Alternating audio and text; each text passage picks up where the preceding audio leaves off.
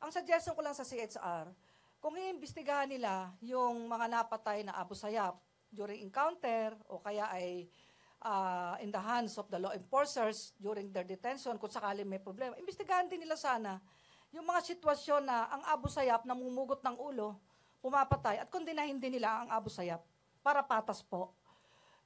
Kasi baka ang maging dating lang, magpasintabi po sa CSR, mas palalakasin mo ang advocacy ng Abu Sayyaf kaysa advocacy ng ating mga sundalo at mga pulis. Patas po dapat tayo. Marami na po tayong sundalo na pinugutan ng ulo. Marami na po tayong pulis na napatay sa mga encounters nila. At mga sibilya at mga foreigner sa kamay ng Abu Sayyaf. Dapat po patas sa bawat pagkilos.